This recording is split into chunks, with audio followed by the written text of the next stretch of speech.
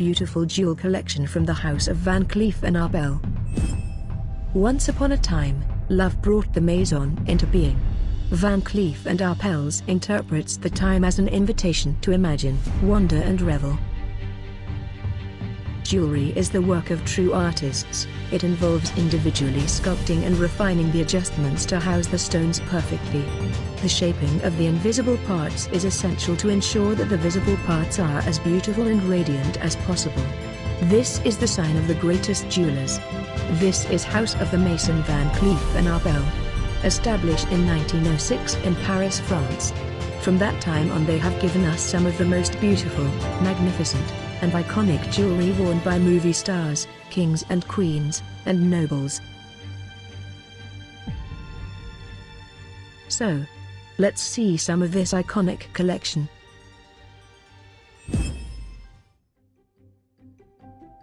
Tenth on the list is this beautiful and magnificent Carrousel des Demoiselles. A product of such astonishing beauty crafted in the House of Van Cleef and Arpels. This bracelet took 1,500 hours to complete, to produce such product.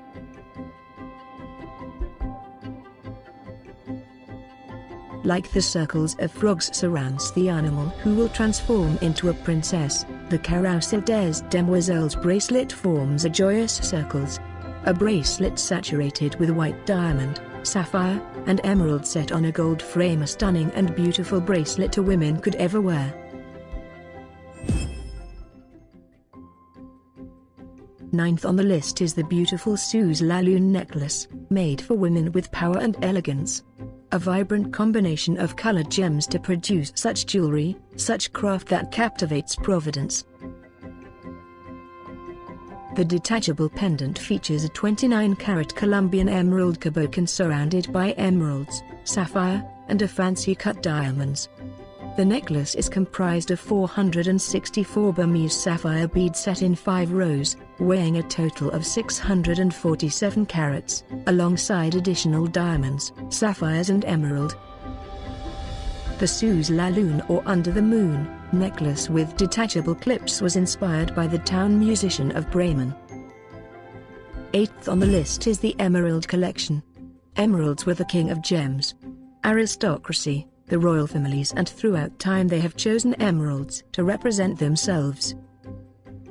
A good example of that is this beautiful Pièce de Caratier by Averd necklace with 33.29 carats shaped Zambian emeralds and diamonds set on platinum. The intricacies of the gems having almost the same color and carats placed together in a single jewelry is mesmerizing and rare. Another example of fine emerald jewelry is this beautiful 1929 Art Deco-inspired emerald and diamond necklace, previously owned by Princess Faiza of Egypt.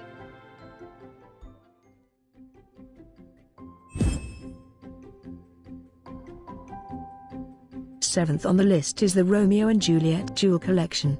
A tribute to the lovers from William Shakespeare's play. The duo of Romeo and Juliet clips is one of the most figurative pieces in the collection.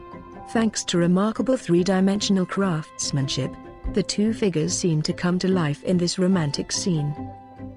The two clips are made of white gold, rose gold, yellow gold, black lacquer, rubies, colored sapphires, spessartite garnets, lapis lazuli, white and yellow diamonds, making it beautiful and stunning. Another piece in the collection is this elegant necklace with detachable pendants set in white gold, 2 pear-shaped TFL Type 2A diamonds of 6.60 carats and 6.31 carats diamonds.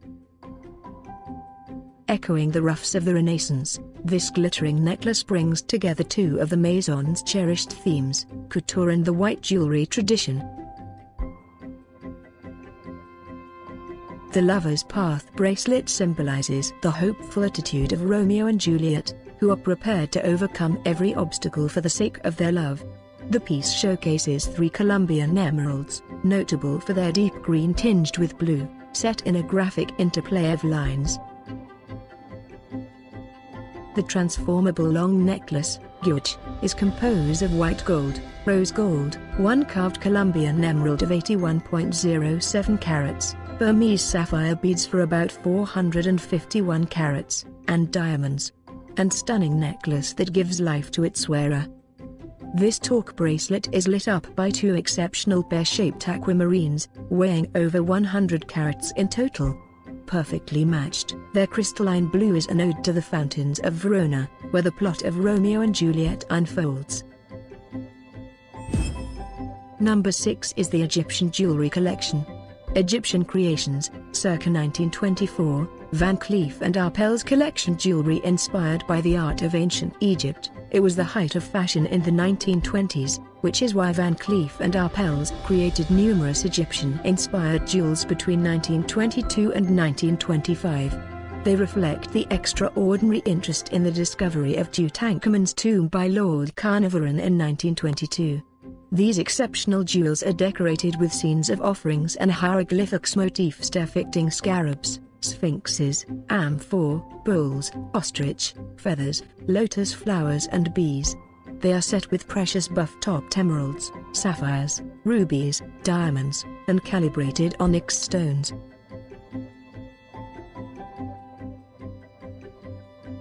These unique Egyptian-inspired creations are highly sought after by connoisseurs and collectors.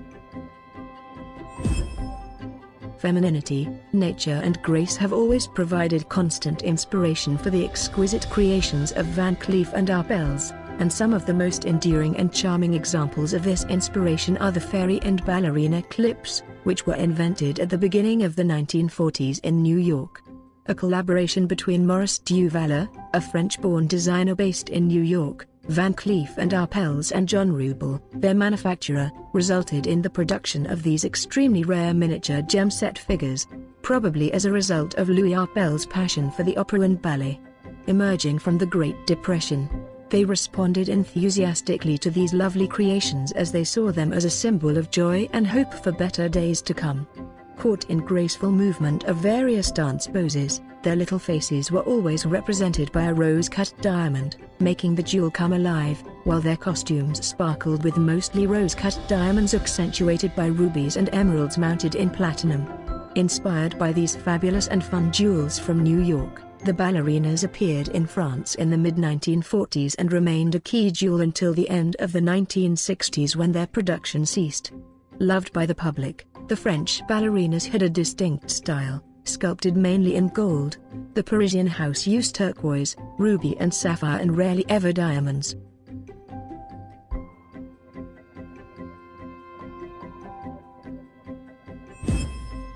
Fourth on the list is the Ocean Tiara. The Ocean Tiara was a wedding gift from Prince Albert II of Monaco to his bride, Charlene Wittstock, for their 2011 nuptials. It was made by Van Cleef & Arpels, an official supplier to the Principality. A necklace that can be worn as a tiara, it was designed especially for Charlene. In honor of her background as a swimmer that went from the coasts of South Africa to the coast of Monaco. The necklace is composed of circular elements that evoke the water and foam of the ocean through more than 1,200 gemstones and more than 70 carats total. Despite the fact that it was made for her, it has scarcely been seen in use since it was made. It has, however, been on display on several occasions and in different locations. Princess Charlene first wore it as a necklace to the Red Cross Ball in 2011, just after her wedding.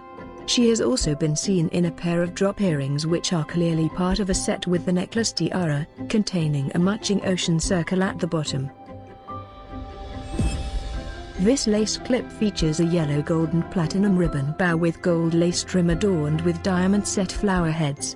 From the Renaissance to the 19th century, paintings often depicted the kings and queens of France adorned with jewel textiles. Since its foundation, Van Cleef & Arpels has been inspired by these accessories and the uniquely French form of elegance they represent. Among these creations, knots have long formed part of the Van Cleef & Arpels tradition. They are the fundamental element of the world of couture and have always been used as ornamental motifs. Whether simple or elaborate, they gracefully play with effects of transparency and drape women in splendor. Second on our list is the passe-partout necklace. Patented in 1938, the passe-partout is one of the first examples of the transformative pieces pioneered by Van Cleef & Arpels. Designed to adapt to its wearer's mood, it was the perfect accessory for modern women who wanted to be able to match their jewelry to different clothes and different situations.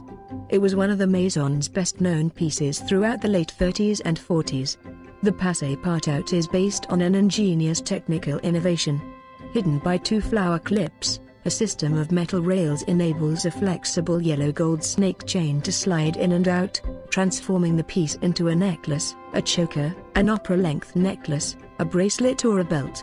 The flowers can also be worn alone as clips and in some cases, can even be worn as ear clips. The piece evokes the aesthetics of its time. It was always accompanied by the floral designs of the Hawaii collection, as in this example from 1939 whose contrasting blue and yellow flowers